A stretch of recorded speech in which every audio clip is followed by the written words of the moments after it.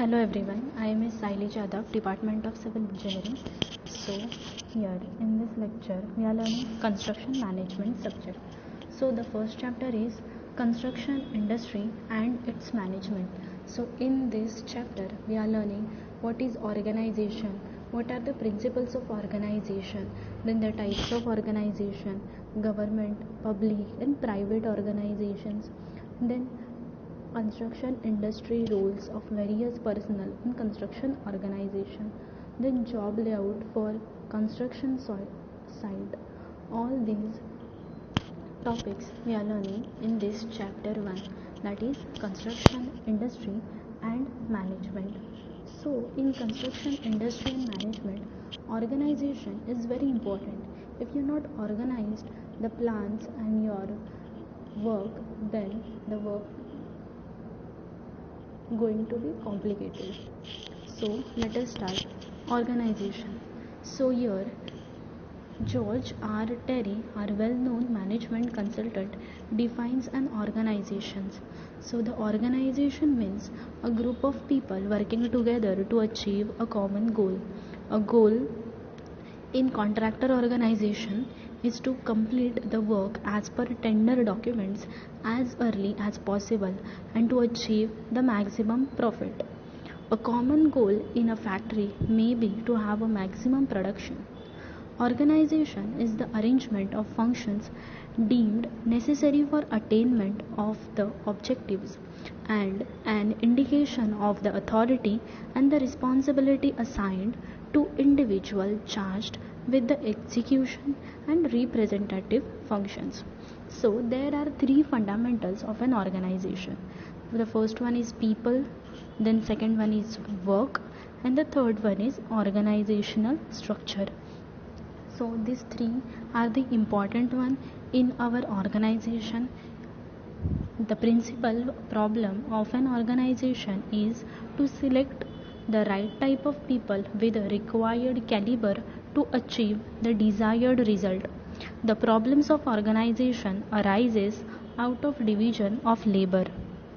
Now the first one is people. So how people is important in organization?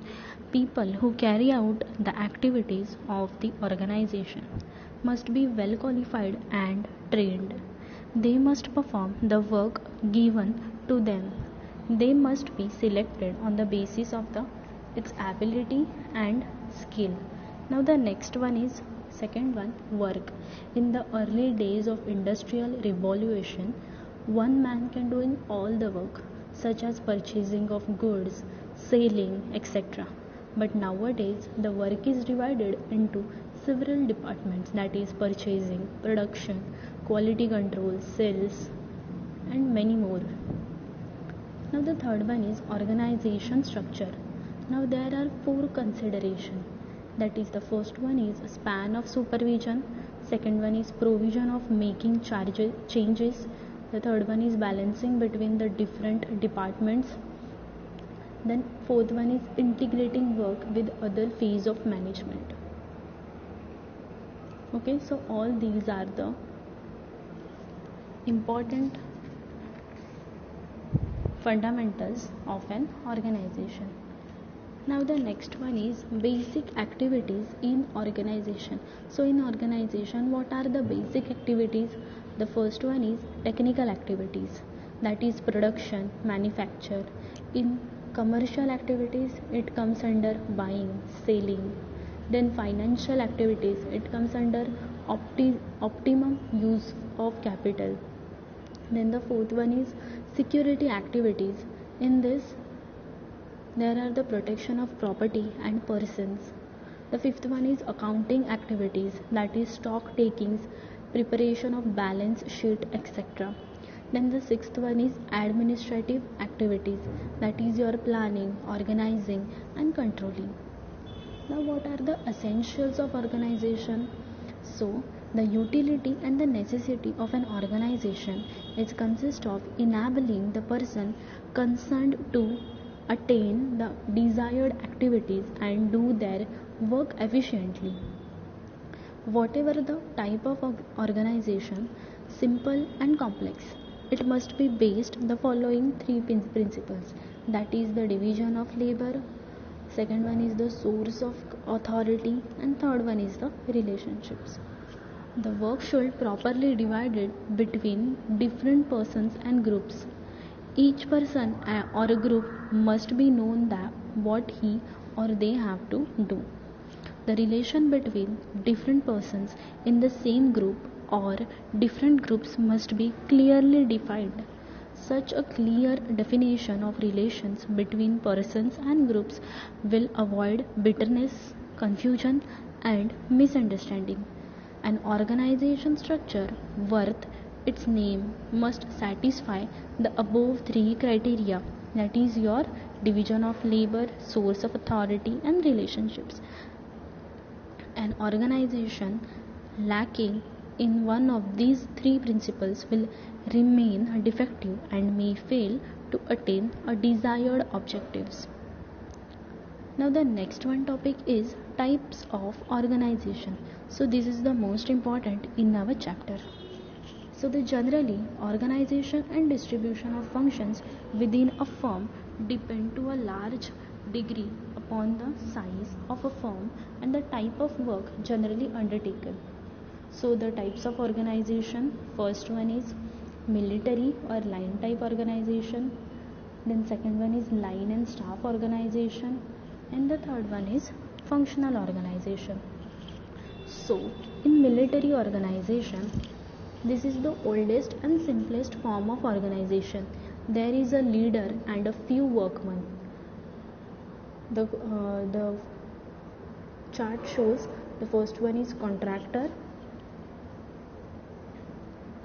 Then under this contractor there are supervisor, and under this supervisor there is a workman. So this is your line type and the simplest form of organization. Now in military and line, the first one is military or line organization. So this type of organization, the leader has to authority over the workmen and directs them in respect of what to do, when to do, and how to do. The workers know where exactly they stand in relation to their superior. This helps to maintain discipline, which is an essential and important factor in the type of organization. Now the next one is expanded one-man organization. So in this case there is a contractor. So this chart is showing contractor. Under contractor there are engineer, general superintendent, and office manager. Okay, and under this general superintendent there is a supervisor, storekeeper, and then another supervisor. Okay, and under this supervisor there is a workman, and under storekeeper it comes store clerk, and that supervisor it comes under also workman. Okay, so in case of large and complex works, one man alone is hardly able to perform variable duties, so he is called upon to do, and hence other people have to be brought into this organization. These additional persons are specialists such as engineer, an officer manager, and the general superintendent. Then these men are acting to heads of their respective departments, and the contractor acts primarily as an administrative head. So this chart shows a typical example of military or line organization of a medium-sized firm engaged mainly in civil engineering and public works construction. So what are the advantages of this? So it is the simple, easy, then it is a quick action as possible, then the discipline is easily maintained. Now what are the disadvantages? It is rigid and inflexible. So there is a lack of expert advice and services because of organization lays too much emphasis on the ability and strength of a few able men. The division of work is done in accordance with the views of manager. Organization of this type does not have scientific application. So these are the advantages. Now what are the applications? It is a small organization having few subordinates. Then second one is a routine type of business organization, then it is a mechanical organization. Okay, now the next one is line and staff organization. So it is early stage of industrialization, but as industries began to grow in size and complex began to be used in them, the manager found it too difficult manage to concern by himself. So he was required to take aid of men who possesses special knowledge and skills. So line and staff organization, the chart shows there is a contractor. Under that contractor there are various departments, that is engineering, planning, purchasing, accounting.